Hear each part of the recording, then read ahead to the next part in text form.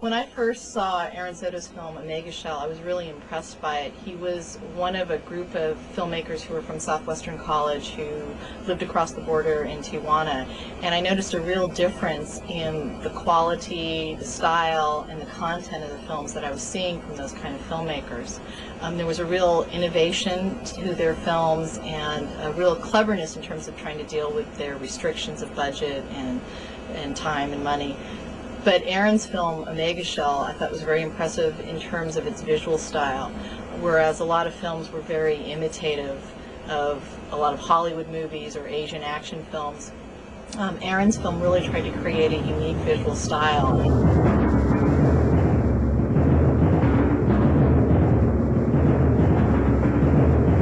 I got asked by the Independent Film and Video Monthly to write about my experiences of going to the Havana Film Festival in December 2001. I guess this might have been one of the first mentions of the film in print. Although there were like bigger profile films in terms of like people who spent maybe $10,000 or $7,000 or several $1,000s, but again what I liked about his work was that that it was about improvising with very little, but having a lot of big ideas. It's kind of like Clive Barker meets Luis Buñuel in the desert down in Mexico. And to me, that's kind of what his film summed up. I mean, visually, it was very different from everything else I was getting. And one of the things I really liked about it was that, a lot of times they tell filmmakers you should look to your own backyard for material. And in terms of the storyline, he wasn't really so much looking to his own backyard for the stories, but in terms of the locations he was getting, he was using places in Tijuana, but using them really creatively so that they looked, in A Mega Shell, they looked completely futuristic, as if, there's nothing for miles and miles. And, he told me that there was actually gas stations or buildings just right next to him, but he used the space really creatively. And he also had a production designer who created some visually striking images. So Mega Shell fue el primer trabajo como por encomendado, ¿no? Commissioned work, ¿no? Así, digamos, me platicó lo que estaba haciendo, me platicó una idea sobre su corto, ¿no? Pues en ese entonces yo estaba haciendo unas esculturas de alambre, ¿no? Que resultaban muy baratas, ¿no? Parecían figuras de horror, ¿no? Personajes en situaciones como muy intensas, ¿no? Y eran materiales, eran medias de mujer, era tela, era papel, There's passages, I think, in Omega Shell that are really very poetic and lyrical. And even though there's this element of this very kind of horrific storyline of this sort of lone man drifting across the wilderness, at the same time, the way that he treats the image, the way that he films it, the use of music and sound is very, very lyrical. And that's what I think kind of separates him from a lot of other people who are spending way more money. And here's somebody who spent $200, but a well-spent $200. Y bueno, agarramos unas bolsas de basura, unos ganchos de ropa, unas maderas viejas, hicimos algunos bocetitos y la estética de la película se prestaba para todo este tipo de recursos económicos, ¿no?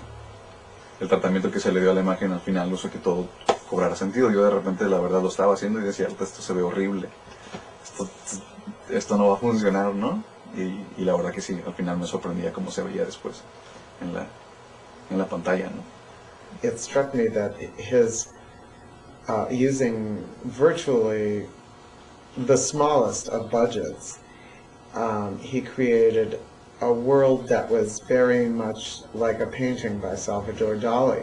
The imagery just really stuck with me, and it was a film that causes you to think. He's able to create kind of a sense of unease and discomfort with his images, and it's the kind of thing where David Cronenberg had once said something about that he's not interested in cinema of comfort, and when you see some of Aaron's films, that phrase kind of comes to mind, and he's able to create these images that leave you kind of unsettled, and for the kind of stories he's telling, that's perfect.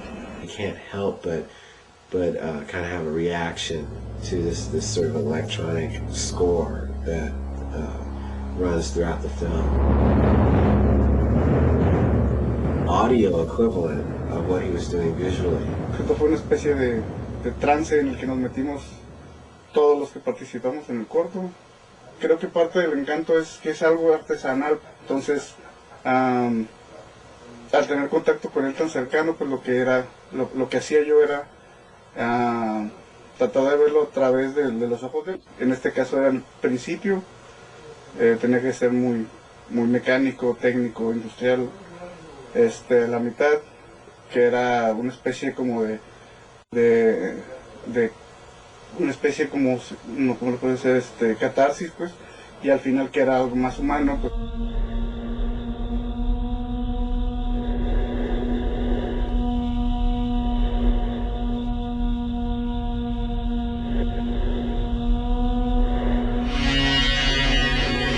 Hay algunos trabajos, otros trabajos ahí en Medium, y hay creo que 5 años de Omega Shell a hueso, y con el hueso pues ya es un poquito, hablando de la forma de hacerlo, pues un poco más de facilidad. En la primera no teníamos la posibilidad de utilizar una computadora, todo fue muy primitivo. Cuando leí el libreto me encantó la idea y me encantó el concepto de esta niña que está isolada, ¿no? Sola.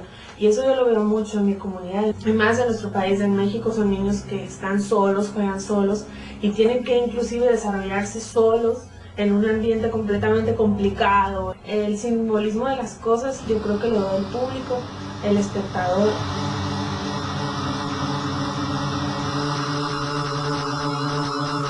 No hay ningún mensaje que yo quiera transmitir, ni de dietas, ni de la mujer, ni del mundo, ni lo que consumimos, sino que en ese momento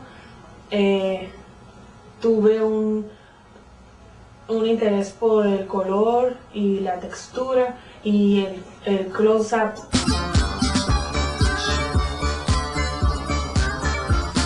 Things I've noticed in some of the films coming from filmmakers who are either from Tijuana or going to school in Tijuana, I'm very impressed by the fact that they're working kind of on their own terms. They're not being imitative of other trends or other film styles. They're not as much, they don't seem to be as concerned with Hollywood or mainstream filmmaking or kind of giving people what they expect. They seem more interested in creating their own style. Que yo he elegido como dedicarme un poquito más al performance, a la instalación. Aaron tenía una copia de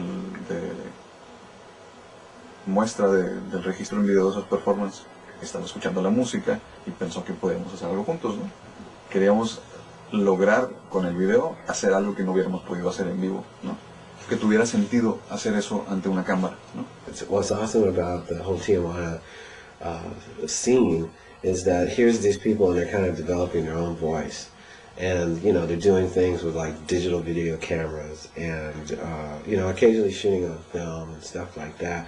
But again, it's like they're doing it themselves. And that's exciting. You know, you can look at any kind of like cultural movement like that was sort of like started small. I mean, you see these things, they happen all over the world, these little mini revolutions where people aren't willing to play second fiddle. Like they refuse to be ignored.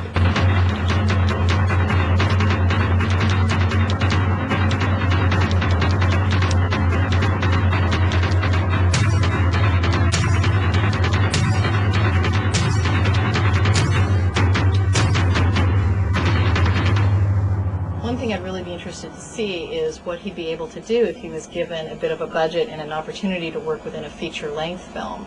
It would be nice to see if some of the themes that he's just beginning to develop in these short movies, if he had a chance to expand on them and develop them more fully. Y eso es la gente que tiene visión, ¿no? La que es capaz de saber que es estratégico, ¿no? Que sabe escoger a las personas con las que quiere trabajar, ¿no? Y es capaz de ver que eso a lo mejor que nadie se da cuenta, que puede tomarlo y y hacer que luzca, ¿no? It'll be interesting to see what he's able to do when he gets bigger budgets and stuff like that, and hopefully he'll be able to retain that kind of enthusiasm and energy that you see in an Omega shell. I think that's why that film took off so well and why it's such a popular attraction. And so, I'm kind of glad to have been there at the beginning.